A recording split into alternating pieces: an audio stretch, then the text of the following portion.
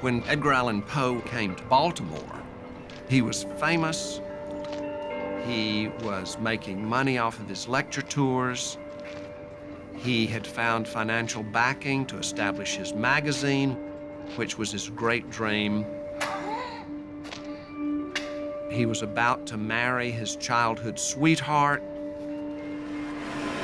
What is it? No, no, thank you. I will be on a train to New York. I have no need of a room.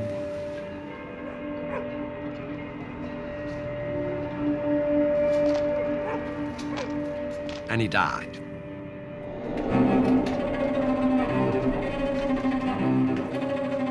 And who is it that gets the opportunity to announce to America that Poe has died? His sometime friend, but also literary rival, the Reverend Rufus W. Griswold, who wrote the very first obituary of Poe. Griswold succeeded in establishing the modern perception of Poe, really as the same person as one of the characters in his stories, as someone who is mentally deranged, as someone who is homicidal, a drinking, drug-using, womanizing scoundrel. That's an invention of Griswold.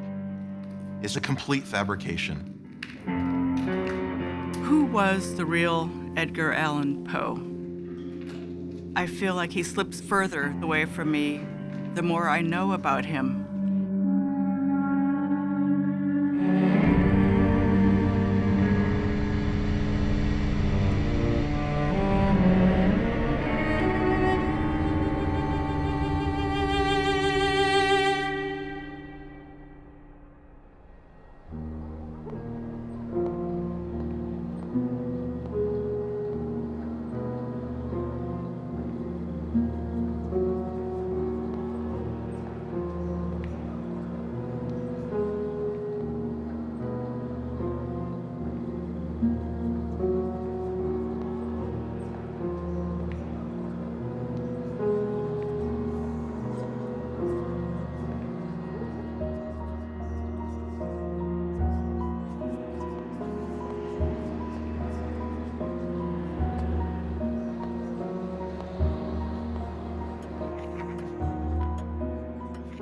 In 1843, a hardworking magazine editor, poet, and writer named Edgar Poe published one of the most popular horror stories ever written.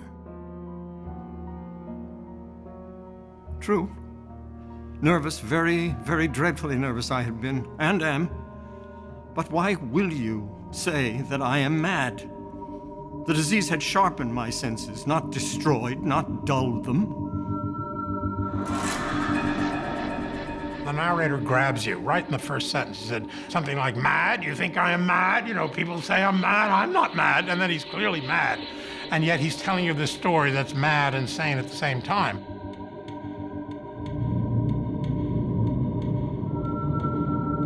The narrator creeps into an old man's room and murders him while he's sleeping.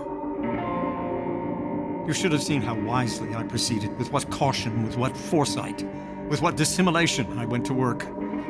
I was never kinder to the old man than during the whole week before I killed him. It has the barest elements of a shocking murder story, and yet he turns it into something that's universal. Poe's stories were often set in nameless places, their time left vague. But in the 1840s, his themes resonated in a raw, new nation that had yet to wrestle with some basic flaws.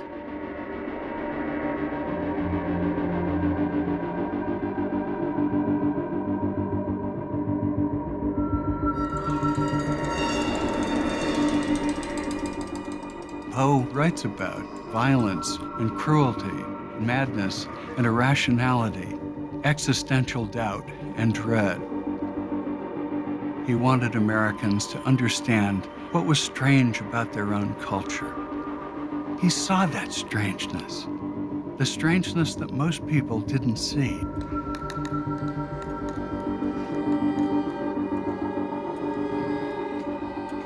There is so much emotion in those stories that we sometimes misread only for horror or for shock. But really what it is a kind of love.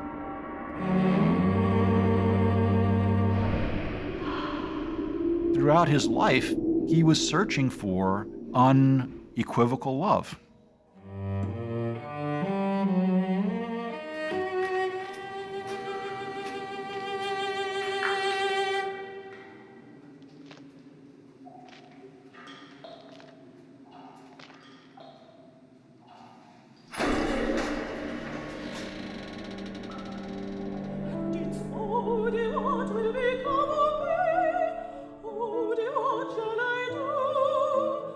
Poe's mother was an actress who lived in Boston when she gave birth to her second son in 1809. Eliza Poe was a star of American theater, especially American musical theater, especially comedy. She also, of course, had a beautiful singing voice. She was called the Nightingale. Some tell me I'm pretty and fair, some call me haughty and shy, some tell me they'd have me beware, but nobody does. And speaking of my mother, you have touched a string to which my heart fully responds. Oh, dear, what shall I do? Nobody comes to marry me. It was December of 1811, and Eliza Poe had been abandoned by her husband. She was left with 3 children, for which she had the sole care, and she was dying from tuberculosis.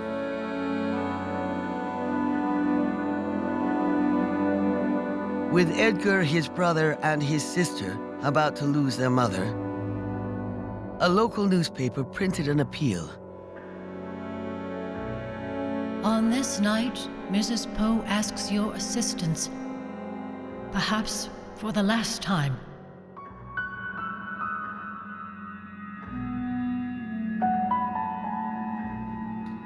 When Mrs. Poe finally died, she was just 24 years old. Edgar was just 2. Some accounts have him at her deathbed. That would be quite a shocking thing.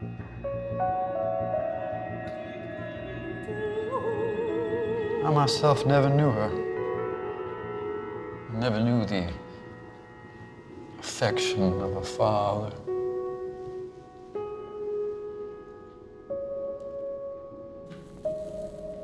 Oh, I have had many occasional dealings with adversity, but the want of parental affection has been the heaviest of my trials.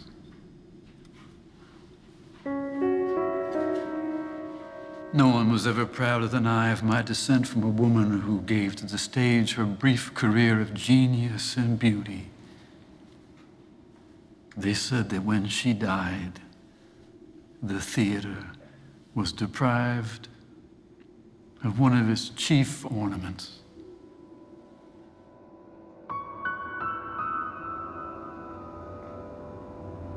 He never really got over her death. The sense of his early loss stayed with Poe constantly. I think it appears in many of his works. Poe was really haunted by it his whole life long.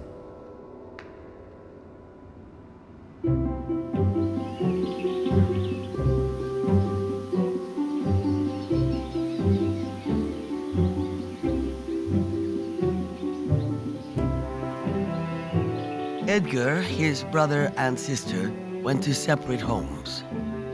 Edgar was taken in by a childless Richmond couple, John and Frances Allen. Frances was one of the local women who had helped Eliza Poe through her final illness. Frances Allen had been orphaned herself, so she could sympathize with Edgar's plight. She must have thought Edgar was just a perfect little angel. She dressed him up in a little velvet suit and cape.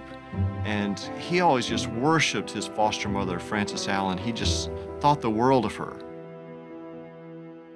But Edgar's relationship with his foster father would be more complicated. John Allen was a merchant, so he had that kind of bootstraps character about him. Very no-nonsense, very business-oriented. He was also kind of a hard figure. His own friends describe him that way, that he could be very unforgiving. John Allen never let Edgar forget that he was not his real son, that he was a foster son. And so Poe grows up feeling like he's both in a family but not really in a family. It's a very tenuous way to live. I think by becoming a poet, it was a way of establishing himself. It was a way of becoming Poe because he wasn't really allowed to become an Allen.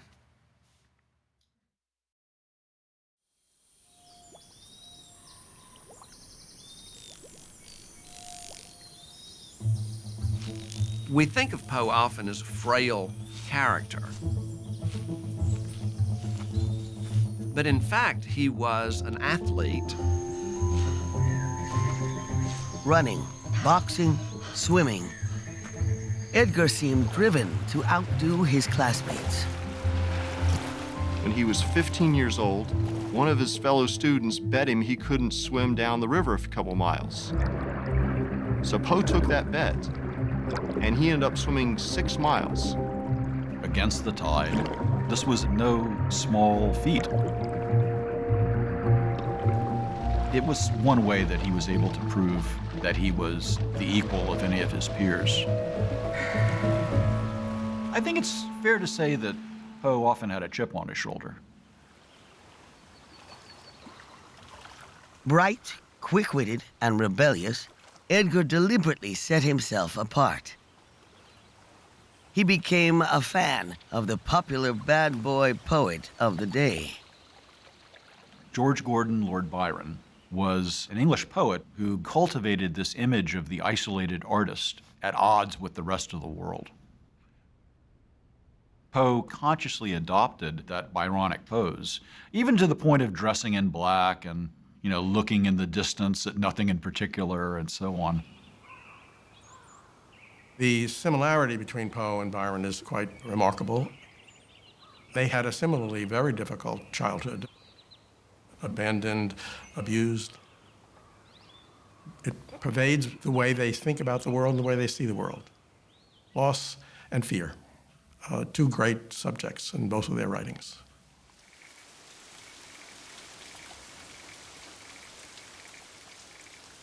From childhood's hour, I have not been as others were. I have not seen as others saw. I could not bring my passions from a common spring.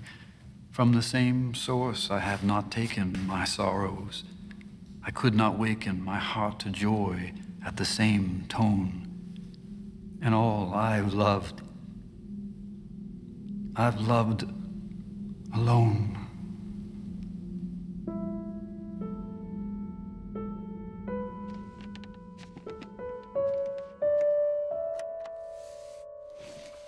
The woman who encouraged him to write poetry was the mother of his best friend. When Mr. Allen was arguing with Poe and telling him not to waste his time reading this Lord Byron garbage, she gave him that encouragement that he needed. I think Poe had a little schoolboy crush. She must have reminded him of his own biological mother in certain ways. She had that same sort of ethereal look about her.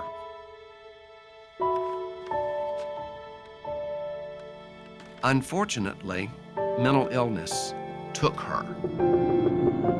We don't know the origins of it. And then she died. And it affected him profoundly. He went to her cemetery at night, and kept a vigil at her grave. I can't imagine that he had a profound love relationship with Jane Stannard, but he made it into something which had emotional, romantic, and literary potential that could be exploited.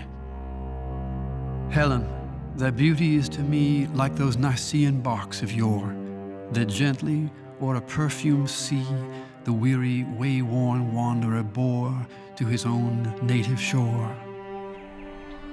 Some years later, Poe said that he wrote the poem to Helen, thinking of her. Thy hyacinth hair, thy classic face, thy naiad airs have brought me home to the glory that was Greece and the grandeur that was Rome.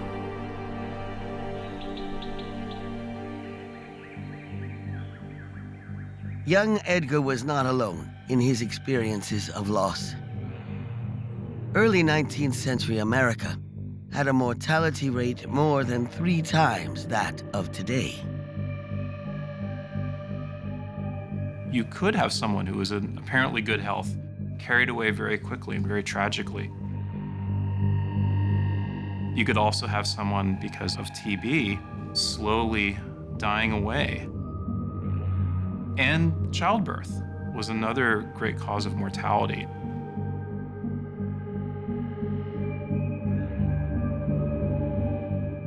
Very elaborate cemeteries were just becoming popular in America at the time. This was a great age of funereal sculpture and mementos. While it sometimes seems odd to 21st century readers that Poe was always writing about death and dying, it's not at all unusual if you think about what he was witnessing in the 1820s and 1830s when he was surrounded by this culture of death. And so, being young and dipped in folly, I fell in love with melancholy, and used to throw my earthly rest and quiet all away in jest. I could not love, except where death was mingling his with beauty's breath.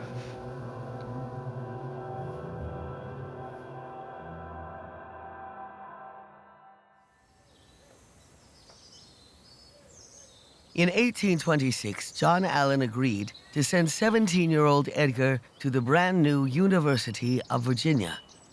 It was his first step toward the creative life he's beginning to imagine for himself. He would evince his versatile talents by sketching fantastic and grotesque figures with such artistic skill as to leave us all in doubt whether in afterlife Poe would be painter or poet. It's the archetypal college experience. He's in a dorm. It's kind of a crazy situation. Lots of fights going on, but he's also allowed to excel in these classes, especially language classes. He's also able to now spend lots of time reading. And in fact, his father started complaining, "You're spending all your time doing things like reading Don Quixote. What are you doing?" Unfortunately, John Allan did not pay Poe's fees. He made a partial payment, did not provide him with money to buy books and equipment so that he could actually pursue his studies. Poe tries gambling to raise some money, but by the end of his first semester, he is deep in debt.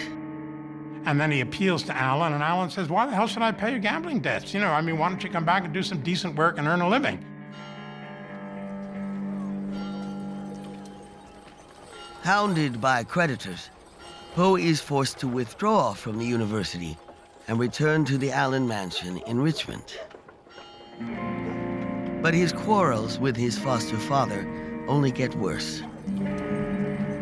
Sir, my determination is at length taken to leave your house and endeavor to find some place in this wide world where I will be treated not as you have treated me.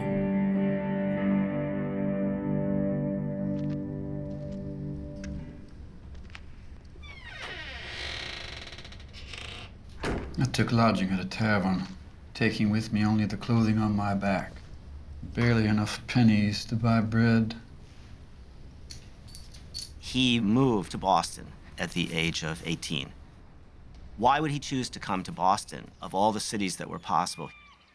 Maybe he remembers that his mother, in the one gift that she left to him, a watercolor of Boston Harbor, had written on the back, "For my little son Edgar, may he ever love Boston, the place where his mother found her best and most sympathetic friends." He tries working for a newspaper for a while. It doesn't go well. He's nearly getting thrown out by his landlady because he's out of money. He's got creditors after him. So Poe joins the army because he's got to disappear for a while. He actually enlists under the name of Edgar A. Perry. The ironic thing is, Poe actually turns out to be a really good soldier. While stationed in Boston, Poe gathers poems he'd written as a teenager into a slim collection of verse. It's called Tamerlane and Other Poems. Probably about 50 copies were self-published. He's 18 years old when Tamerlane comes out. Although this was heavily indebted to Byron, there's something there that is not yet developed, but that over the next decade, certainly, Poe is going to shine into perfect little gems. I was young and was a poet. If deep worship of all beauty could make me one, I would have given the world to embody half the ideas afloat in my imagination.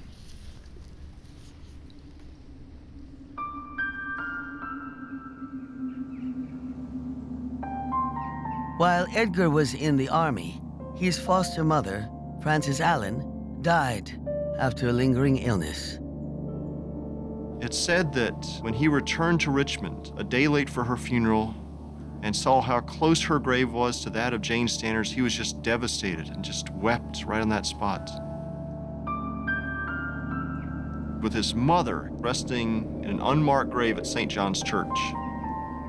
These were Poe's 3 mothers growing up, all gone by the time he was 20.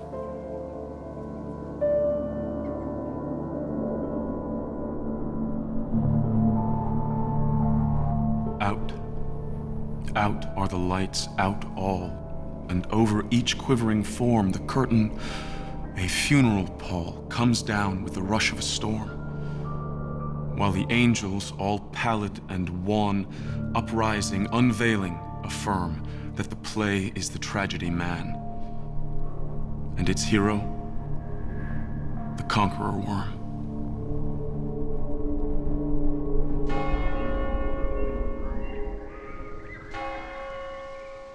In the months after Fanny Allen's death, Edgar prevails on his foster father one more time. He wants John Allen to help him get into West Point, perhaps thinking a military career will provide him the luxury to write poetry.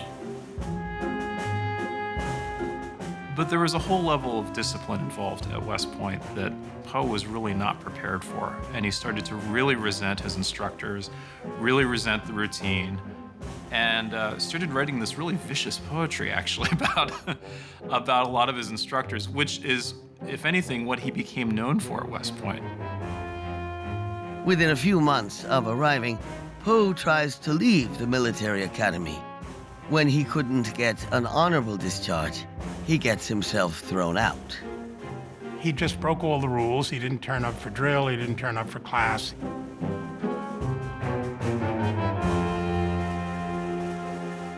We're getting to the pattern of Poe is putting the wrench into his own wheel, to mix a metaphor. You know, he's screwing himself up right away.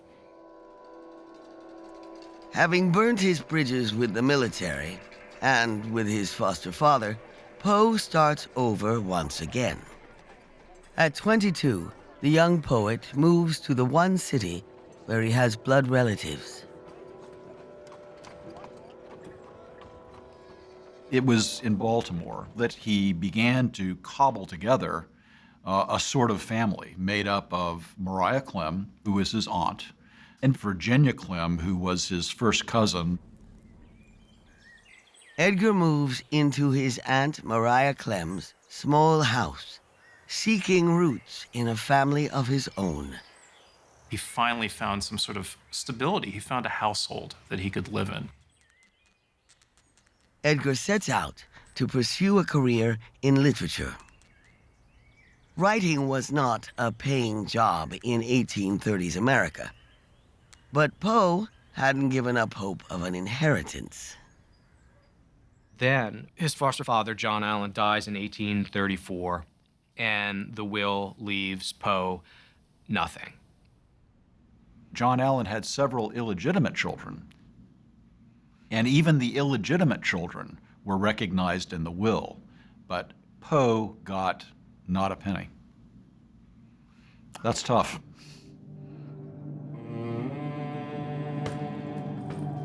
That was the breaking point between Poe and his memories of being part of the Allan family. Although we think of him today as Edgar Allan Poe, in his lifetime, Poe almost never used the middle name. It was always Edgar Poe or Edgar A. Poe.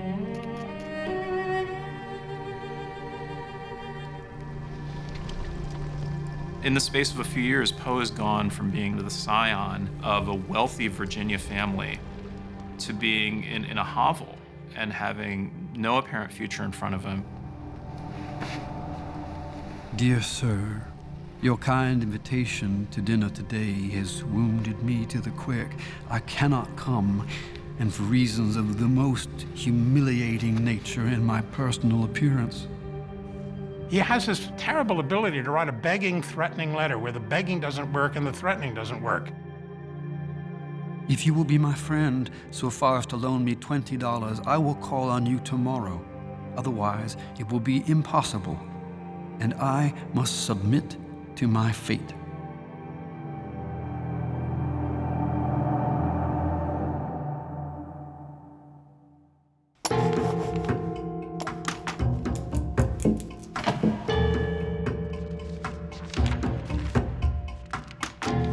In the early 1830s, America entered a new age of mass media. Growing cities and rising literacy rates created a vast new market of readers. There's a huge literary movement going on, the golden age of periodicals. You have journals and magazines cropping up all over the place. Sort of like the blogosphere is now, right? Though still a poet at heart, Edgar realizes the reading public wants a different kind of writing, the short story. At age 24, he wins a local fiction contest with a strange tale of disaster at sea. Along with the $50 prize come enthusiastic reviews and a job offer.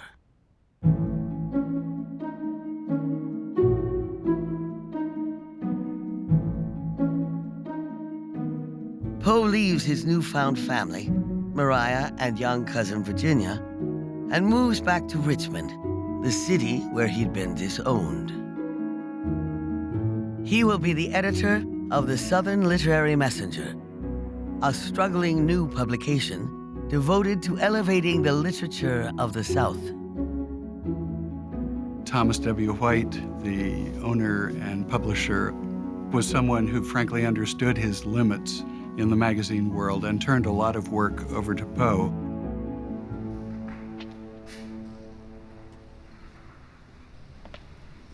He'd been thinking of himself as a writer ever since he was a child. But now he's also thinking about himself as a professional who works with words. This is the first chance that he has to get his foot in the door as an editor, as a magazinist, as an American tastemaker. Poe's many responsibilities will include writing book reviews, and he vows to be a serious literary critic. He believed it was time his young nation produced work every bit as sophisticated as British literature. A lot of American critics in the early 19th century have the idea that in order to invent an American literature, we can't afford to denigrate any American writer. They called it puffing, that is just to sort of mindlessly praise anything that had been written by an American. Poe's way of elevating American literature was by not cutting writers any slack.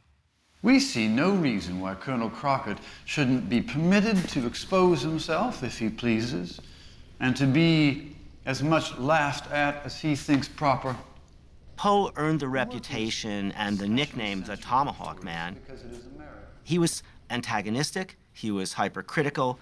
Work is especially censorable for the frequent vulgarity of his language. But the criticisms that he made were well-deserved. He was being a responsible reviewer, and most of the people he reviewed are deservedly forgotten today.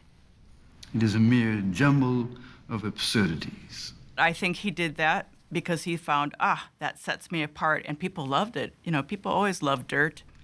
I cannot bring myself to feel any goadings of conscience for undue severity. I intend to put up with nothing that I can put down. Poe was writing a kind of literary criticism that didn't exist in America at the time. He would do a line-by-line, word-by-word dissection of the text.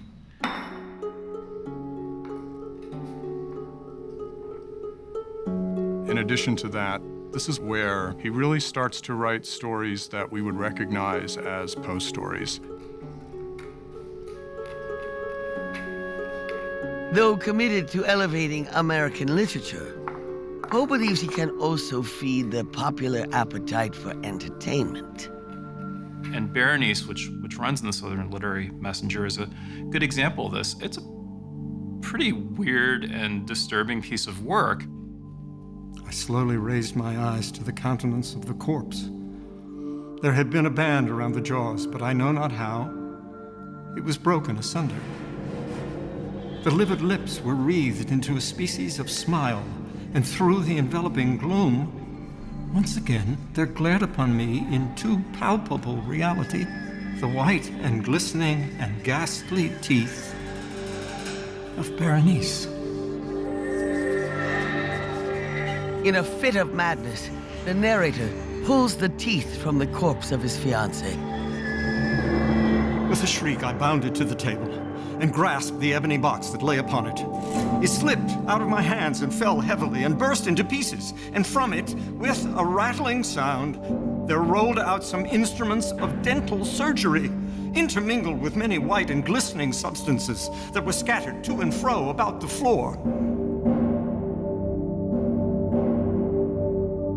Poe was writing in a well-known genre that had been popular for over 70 years, the Gothic tale. It's dark and it's spooky and it involves castles and it involves secrets. But the form really, by the time that Poe becomes acquainted with it, has utterly gone to seed. I mean, it is actually pretty trashy. And that is what Poe is both drawn to and appalled by about it. He knew that if he could make these stories thicker in terms of psychological complications, he could perhaps reach multiple audiences. That dark romantic vision, combined with the repressed sexuality, the claustrophobia, the fear that we all have, all of these things together, Poe's work is very complex. Readers could enjoy them just as they're spooky stories. Readers could enjoy them as parodies of spooky stories, and then readers could enjoy them as essentially poetic essays about the spookiness of stories.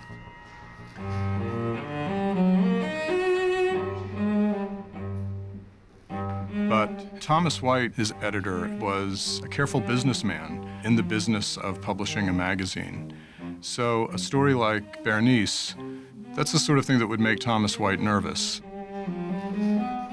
Mr. Poe, I have enormous faith in your literary taste and your attainments. Which I trust has been well rewarded in the circulation numbers.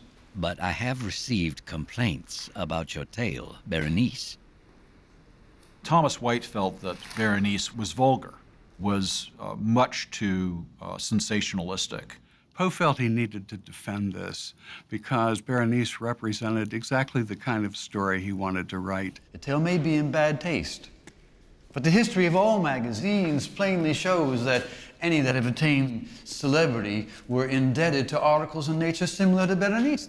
From the ludicrous heightened into the grotesque, the witty exaggerated into the burlesque, in the singular wrought out into the strange and mystical. You may say that this is in bad taste, but whether the article is or is not in bad taste is little to the point. To be appreciated, Mr. White, you must be read.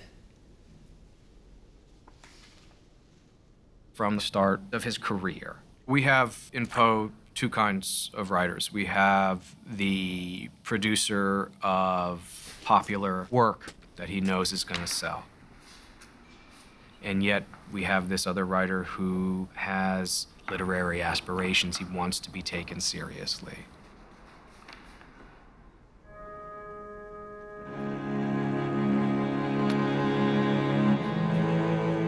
This should be a stable time in his life. But he's also miserable. And he's miserable because he's away from Maria Clem and he's away from his cousin Virginia. While in Richmond, Poe learns that a wealthy cousin in Baltimore has offered to take Virginia in and pay for her schooling. This would have taken Virginia away from Eddie, and he panicked.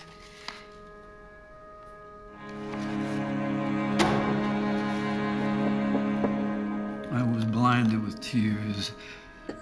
I had no wish to live another hour.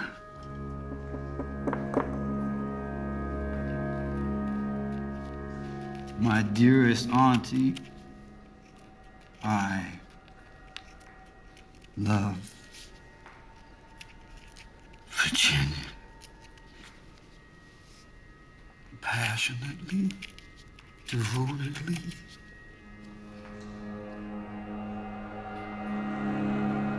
I cannot express in words the fervent devotion I feel toward my dear little cousin.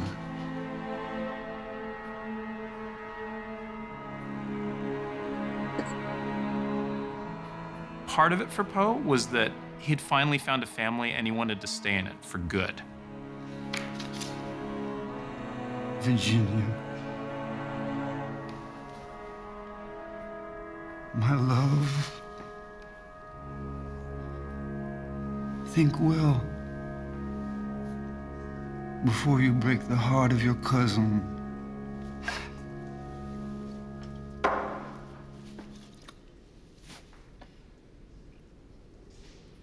His desperate letters convinced Mariah and Virginia to come to Richmond, to live with him there as a family.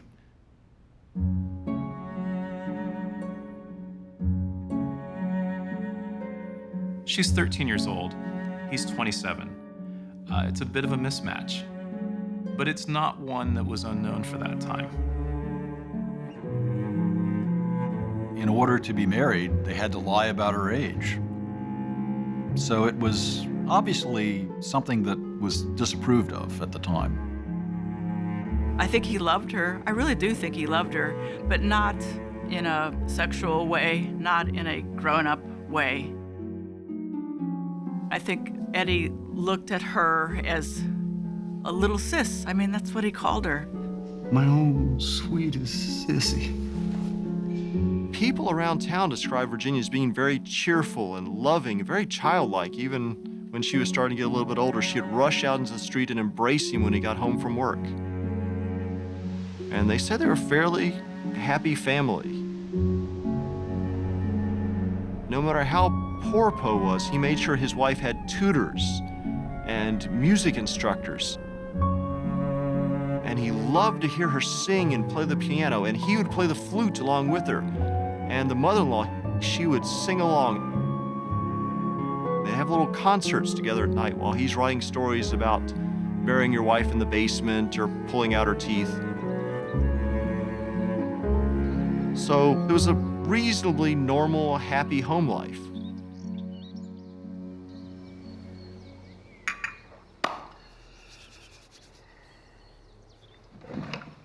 Dear Mr. Kennedy, I know you will be pleased to hear this. My health is better than for years past. My pecuniary difficulties have vanished. In a word, all is right.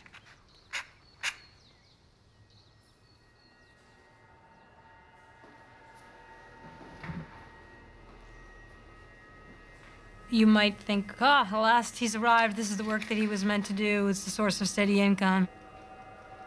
Yet he only holds a job for 15 months.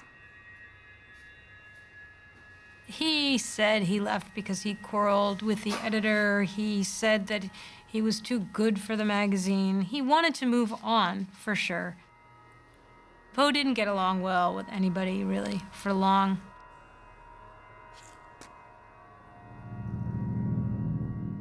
Part of Poe's problem with his boss was an issue that would plague him for the rest of his life. Alcoholism has run in the Poe family for 250 years that we can document. My great-great-grandfather William wrote to Edgar talking about the family curse. He could go long periods of time without drinking, but once he was in a situation where alcohol was present, it was deadly for him.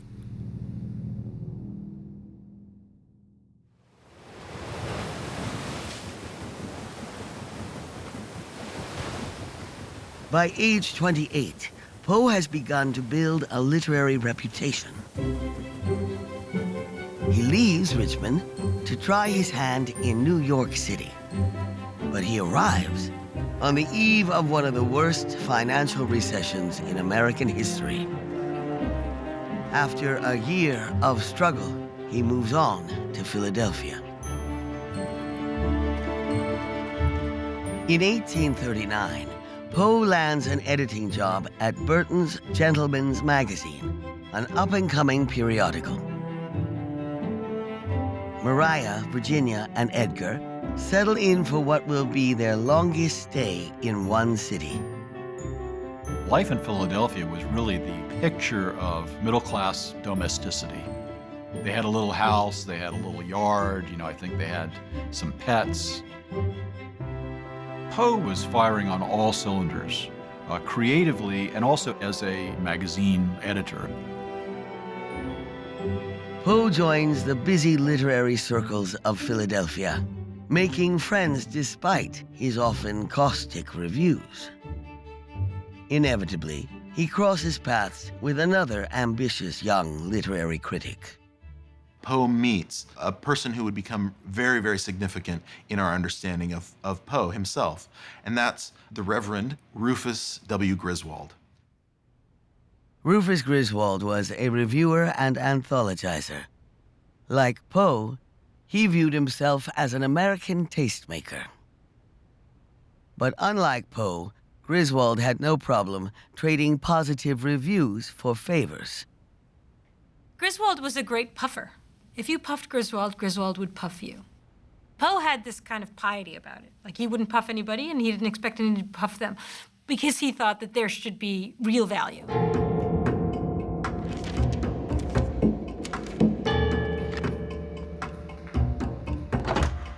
Poe's only source of steady income is magazine work.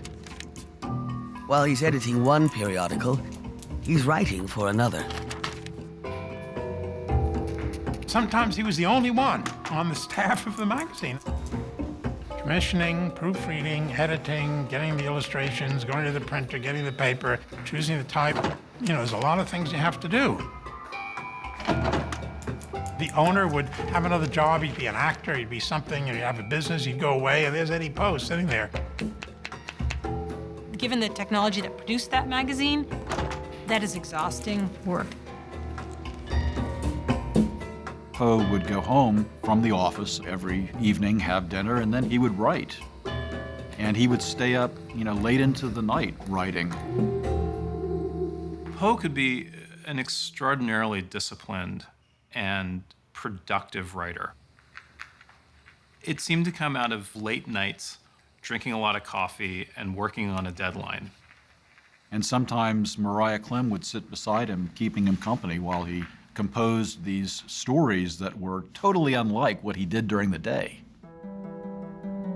In his career, Poe would write nearly 70 stories in a range of genres, aiming to reach the widest possible audience.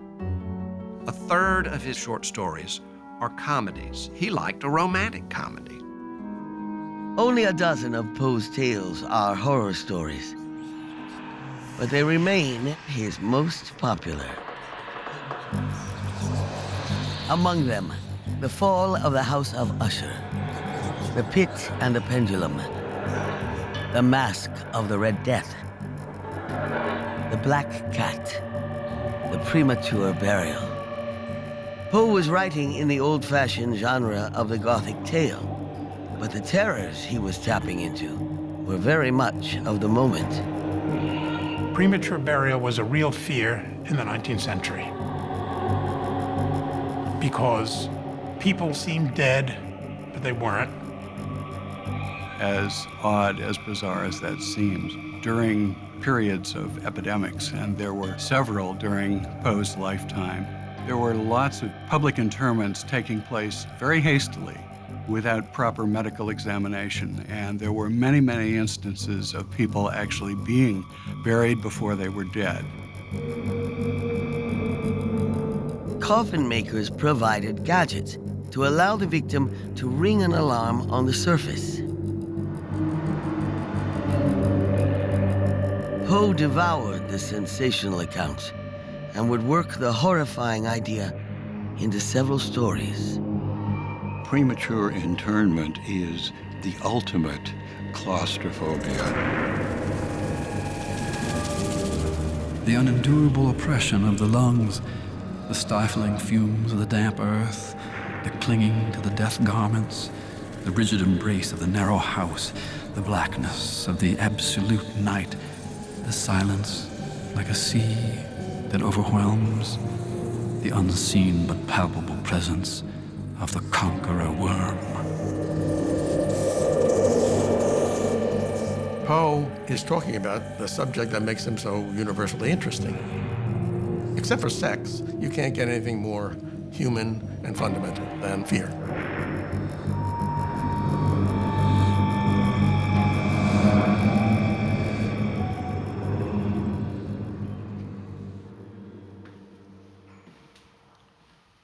Poe developed rules about how to construct a powerful short story.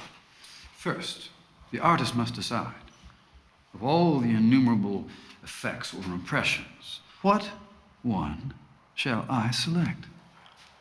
He sees the author or the poet as being a craftsman who really has to weed away anything that doesn't go towards that single effect. If the very initial sentence does not bring out this effect, then he has failed in his first step. He has so many famous first lines that immediately pull you into the setting and the character. The cask of Amontillado. The 1,000 injuries of Fortunato I had borne as best I could, but when he ventured upon insult, I vowed revenge. The pit and the pendulum. I was sick, sick unto death with that long agony. And when at length they unbound me and I was permitted to sit, I felt that my senses were leaving me. The Black Cat. For the most wild yet most homely narrative which I am about to pen, I neither expect nor solicit belief.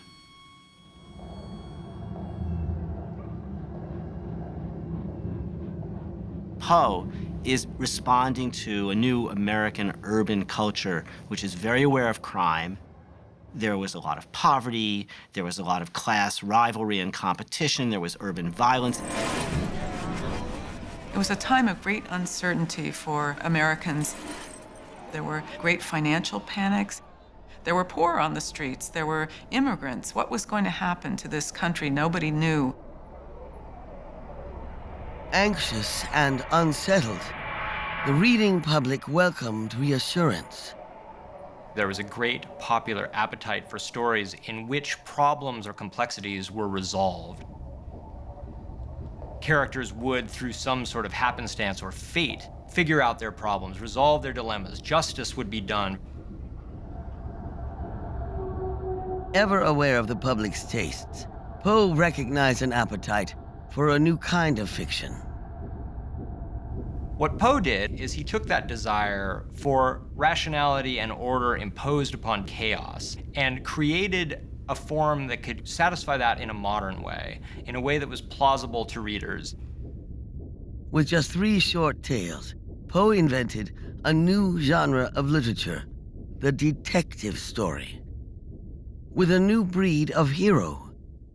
Residing in Paris during the spring and part of the summer, I there contracted an intimacy with a Monsieur C. Auguste Dupin. In C. Auguste Dupin, Poe invents the detective that we've been living with ever since. The police are confounded by the seeming absence of motive, said Dupin. In fact, the facility with which I shall arrive, or have arrived, at the solution of this mystery is in the direct ratio of its apparent insolubility in the eyes of the police. That really eccentric, brilliant central figure and the sidekick who's kind of a stand-in for the reader. I stared at the speaker in mute astonishment. And a confrontation of the suspect at the end of it, and false leads. All the things that we think of as these classic aspects of a detective story, they all come together at once in that first detective story of Poe's. If you've never read the Dupin stories, then you just only have read Holmes and you know the character. Because Holmes is a ripoff of Dupin, and so is pretty much everybody else. So is Nero Wolfe. So is Hercule Poirot. So is House on television.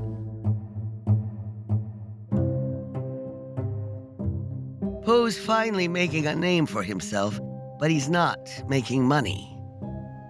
At the time, U.S. law provided virtually no copyright protection. So even if you had a successful piece of writing that was a big hit, a bunch of other people would run off copies of it without paying you. His works could be published in England without paying him, and English works by people like Dickens could be published in America without paying Dickens. So if you can publish Dickens for free, why should you pay Poe? Looking for an edge in the marketplace, Poe deliberately crafted an intriguing public persona. I am excessively slothful and wonderfully industrious by fits. Thus have I rambled and dreamed away whole months, and awake at last to a sort of mania for composition. Then I scribble all day and read all night, so long as the disease endures. But despite all his efforts, poverty continued to stalk Poe. You see him working 12, 14 hours a day as an editor or as a hack writer. I think it almost ruined him as an imaginative writer.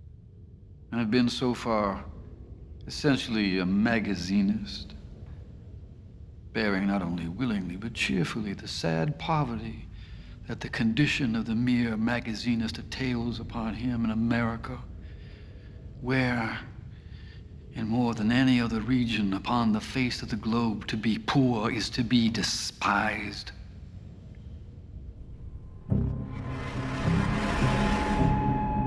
Even at his lowest moments, Poe never lets go of his identity as a poet. Poetry would always be his first love. In 1841, he learns that Rufus Griswold is compiling an authoritative collection of American poetry. Griswold is coming out with this massive anthology called The Poets and Poetry of America.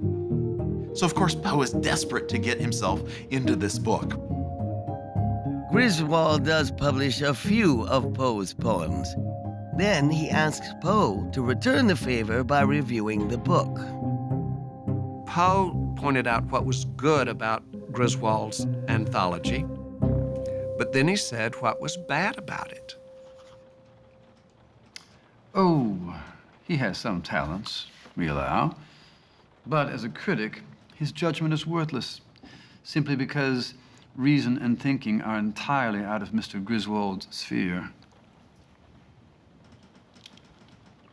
Griswold took great exception to that, was highly offended, and was an enemy of Poe for the rest of his life.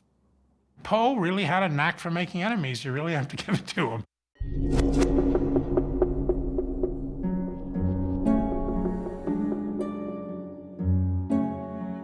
Though he was often a prickly personality outside the house, by all accounts, Poe was the opposite at home. He was devoted to his child bride, now a young woman, and visitors noted that Virginia adored her Eddie. One afternoon or evening, Virginia was singing, and she seems to burst a blood vessel. And she started coughing up blood.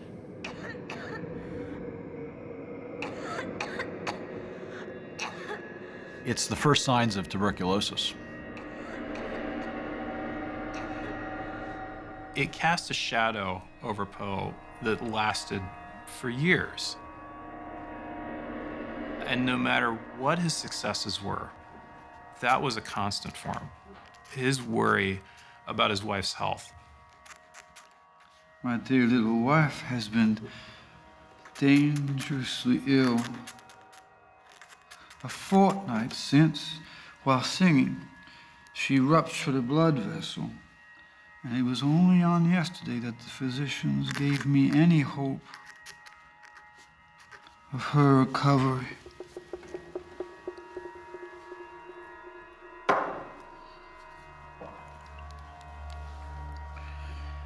You might imagine the agony I've suffered.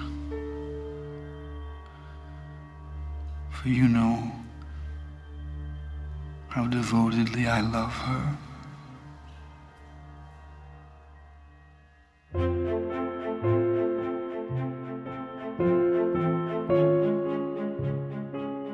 At age 35, Poe decides to move his family to New York City, hoping to capitalize on his growing reputation. New York, Sunday morning, April 7th. My dear Muddy, we have just this minute done breakfast, and I now sit down to write you about everything. Edgar and Virginia go first and report back to Mariah Clem. Last night, we had the nicest tea you ever drank, strong and hot, wheat bread and rye bread, cheese, tea cakes. No fear of starving here. Sis is delighted. She has coughed hardly any and had no night sweat. I feel in excellent spirits and haven't drank a drop, so that I hope so to get out of trouble. The very instant I scrape together enough money, I will send it on. 1845 proves to be the year of Edgar Allan Poe. In January, less than a year after arriving in New York, he publishes the poem that will make him internationally famous.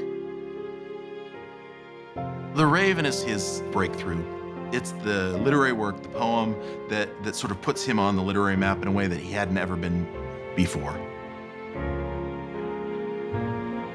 I would imagine that Poe felt like he finally made it when he was part of Anne Charlotte Lynch's literary events every Saturday. Because everybody who was anybody came.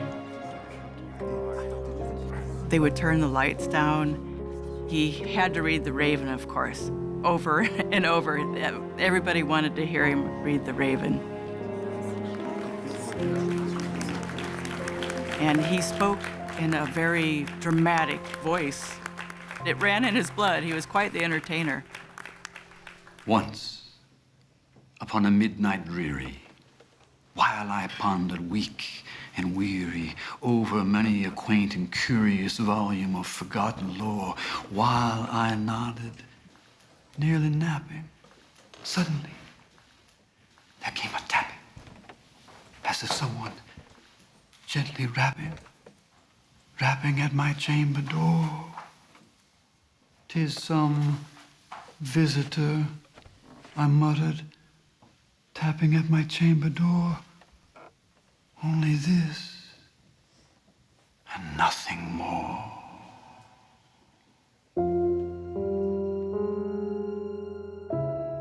It was a poem about the common plight of people, where half of all children died before they reached maturity, and everyone understood what it means to grieve.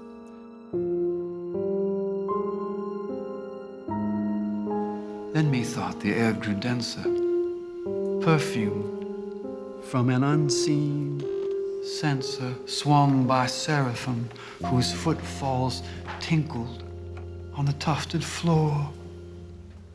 The silken, sad, uncertain rustling of each purple curtain thrilled me. You know, that there's just a lusciousness about the sonorities and so on in a line like that that had a great impact on me. It really did.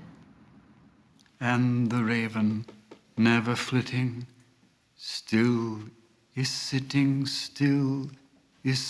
on the pallid bust of Pallas, just above my chamber door.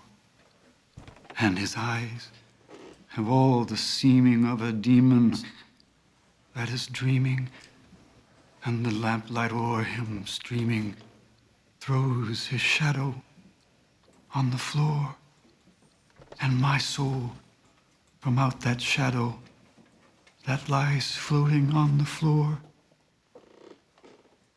shall be lifted nevermore.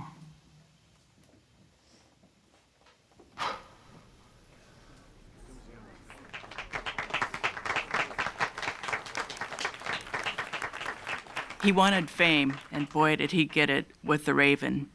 In fact, he couldn't even walk down the street without kids following behind, flapping their wings, and people calling out, "There's the Raven!" He created a persona that captured the minds of so many. The way he presented himself in portraiture, his identification with the Raven. You don't want to say it was a shtick, but it's a shtick that stuck. He wasn't just this Grim Reaper, this man of the night. He could be tremendously witty. He was a kind of ladies' man. Poe became close friends with Francis Sargent Osgood, a popular poet, a member of the same literary circles, and a married woman. Virginia is at home dying of tuberculosis. And he's carrying on with this other woman. Here he had this compelling woman come into his life, Frances, who could write love poetry. And I think it turned his head away from poor Virginia. But everybody at the time was talking about it. It was such a scandal. And it's at this time that he and Griswold cross paths again, and not in a pleasant way, because Griswold has well-known affections for Osgood. Rufus Griswold must have just been steaming. Poe was stealing his dream. Poe was doing everything he wanted, including taking the girl. His new fame allows him to borrow money and realize his long-held dream. He buys a magazine. So he had this great success with The Raven, and he was finally becoming known. And then for some completely bizarre reason, he decides to pick a fight with the most loved poet in America at the time, Henry Wadsworth Longfellow. Longfellow would become the most prosperous, successful, and adored writer in America. And of course, he was a professor at Harvard. He was a Bostonian par excellence. The poetical claims of Mr. Longfellow are vastly overrated.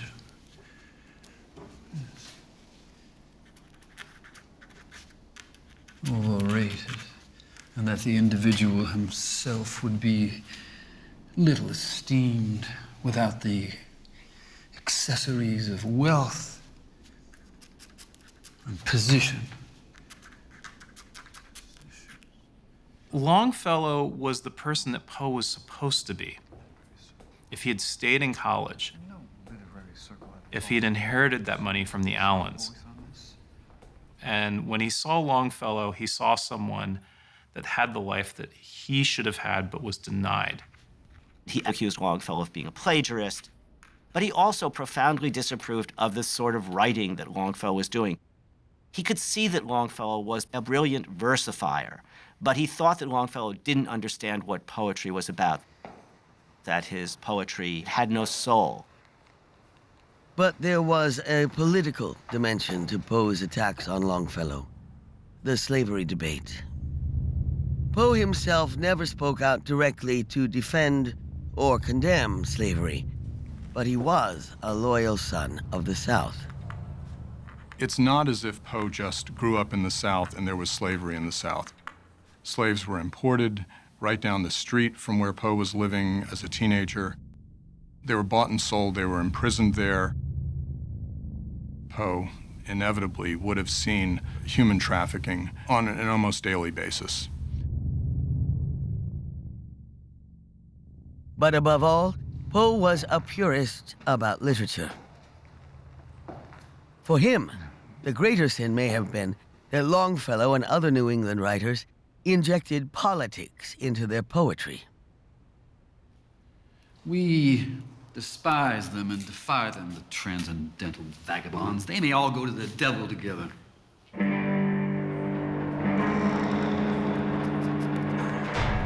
There's something self-destructive in Poe's strafings against Longfellow. What Poe calls in another context the imp of the perverse, that force inside of us that compels us to our own doom. We have a task before us which must be speedily performed. We know it will be ruinous to make delay. It shall be undertaken today.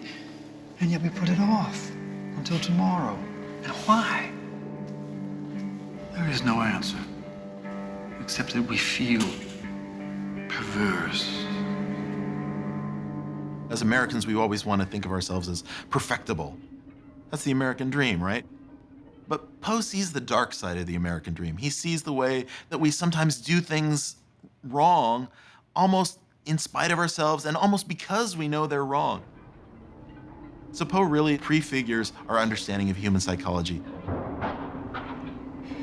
There is no passion in nature so demonically impatient as him who, shuddering on the edge of a precipice, thus meditates a plunge. When you have Poe's history, unwanted, unloved, feeling not important enough, perhaps that turns you into somebody who's a bit too careless and reckless, because there's this pervasive, nagging notion that you will never be good enough.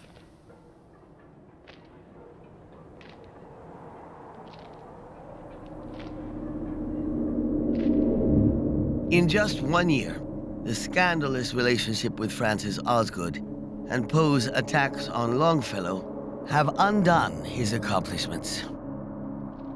He made practically nothing from The Raven after the first printing, and was forced to shut down his magazine.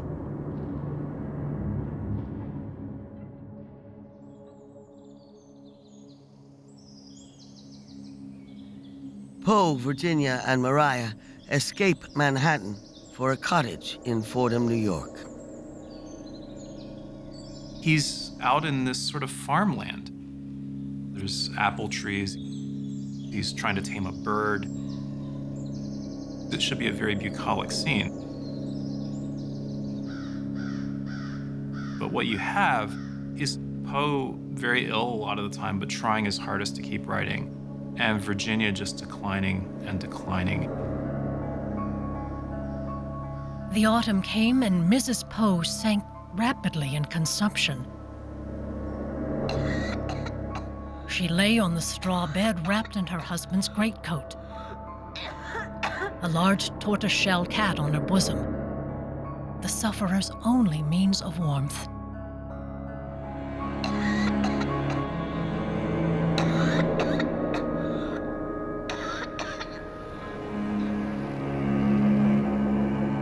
Virginia held on into the winter months. Occasional moments of improvement were followed by inevitable decline.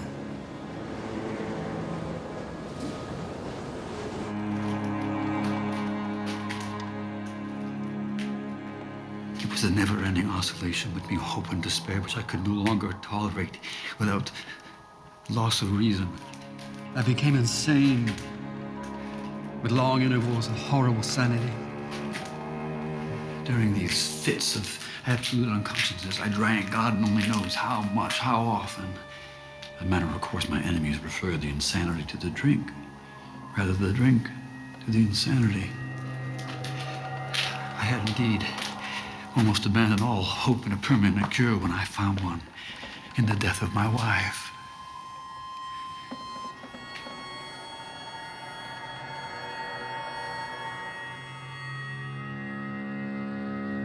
The impact of Virginia's death was just devastating. It nearly undid him altogether. Most of the people that Poe loved died of consumption. If you pay much attention to American history, though, most of the people that most people loved died of consumption or childbirth. It is the sad tragedy of human existence in a 19th century city. But oh, God, how melancholy an existence.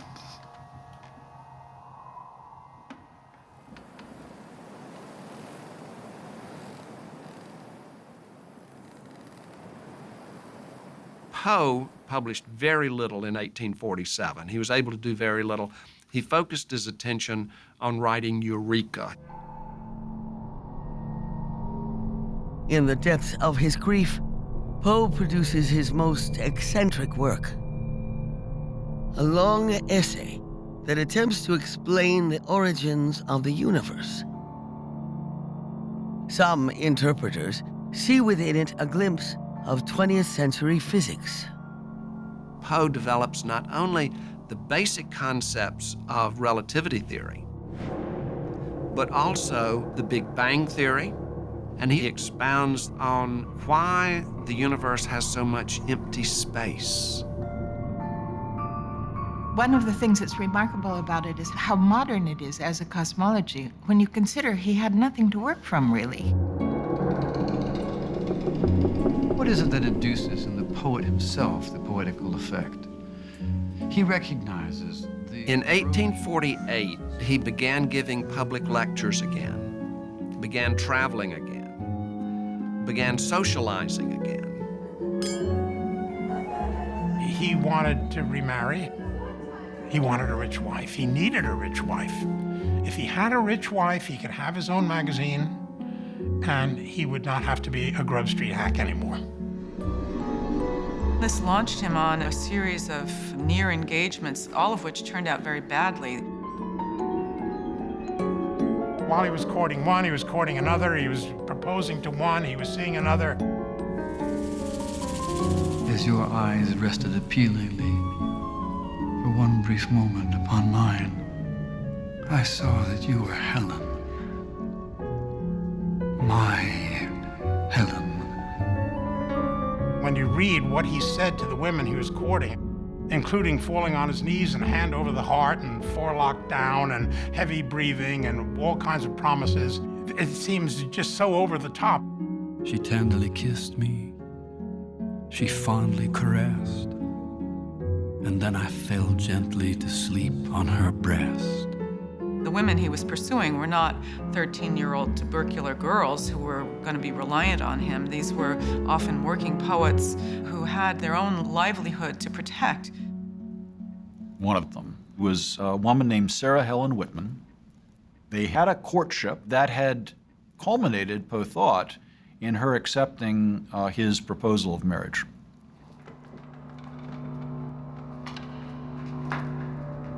When Poe learned that Sarah Whitman had decided not to marry him, the wheels really came off. He tried to commit suicide. I procured 2 ounces of laudanum. My struggles were more than I could bear.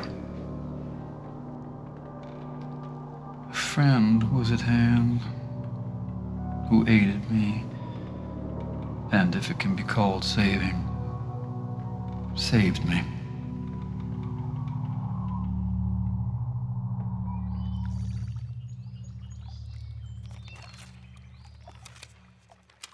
Less than a year later, his fortunes changed, practically overnight. He'd found a financial backer so he could start his own literary magazine, The Stylus.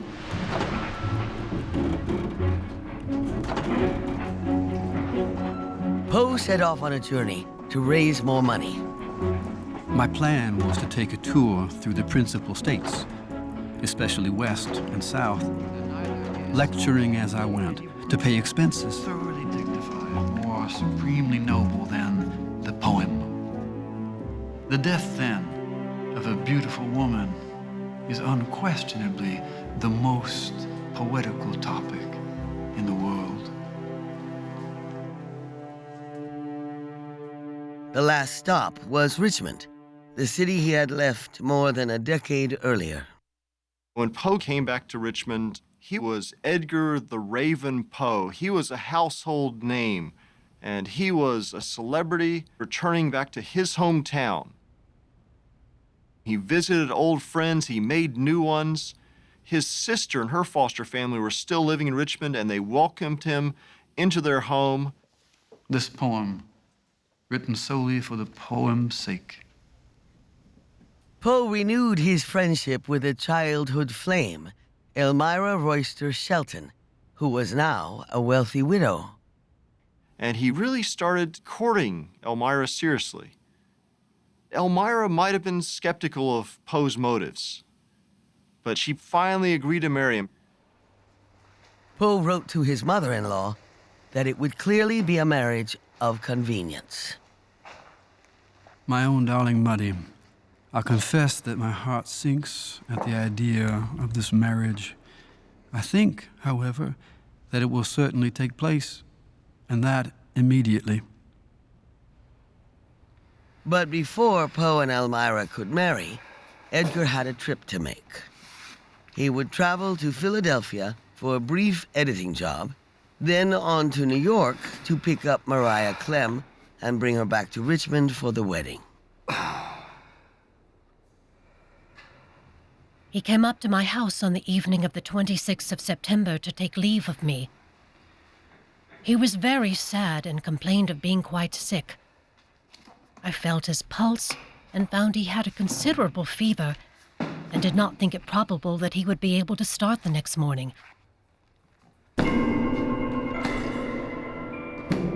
I went up early the next morning to inquire after him. I discovered he had left on the boat for Baltimore. There is an irony in the fact that the death of Poe, who wrote the first detective story, became a mystery.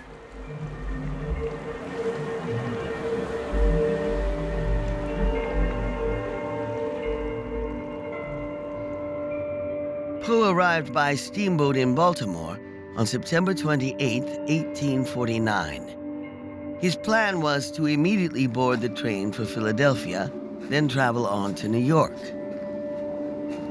It seems very strange for us to think that a man like Edgar Allan Poe could just vanish. But that's exactly what happened for about 5 days.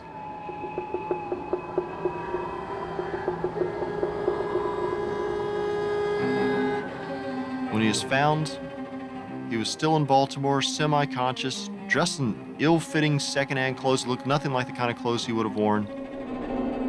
Eventually, he's recognized as the famous writer, and an old friend is found to take him to the hospital.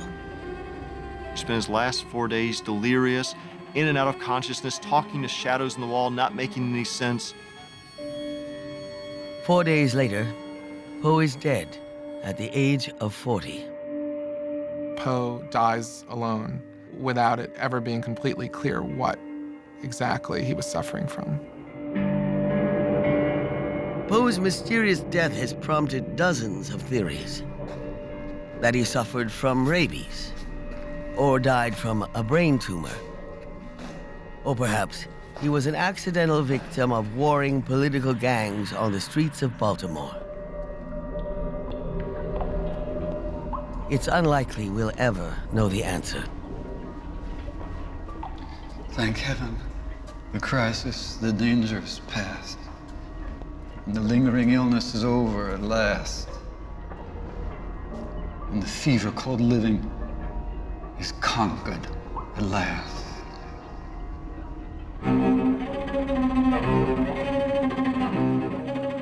Within a few days of the author's death, the character assassination began.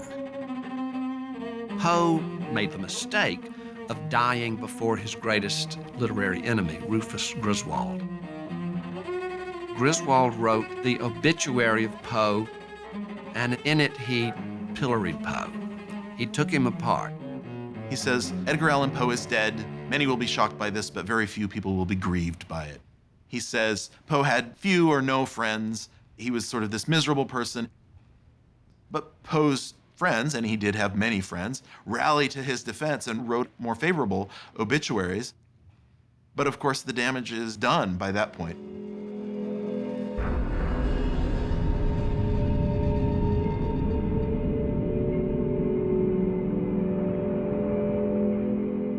The Halloween Poe that Griswold invented lives on generation after generation, ensuring Poe's iconic place in popular culture.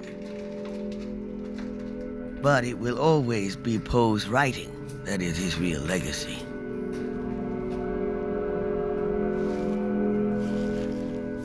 I stand amid the roar of a surf-tormented shore, and I hold within my hand grains of the golden sand. How few, yet how they creep through my fingers to the deep, while I weep, while I weep. Oh God, can I not grasp them with a tighter clasp? Oh God, can I not save one from the pitiless wave? Is all that we see or seem but a dream within a dream?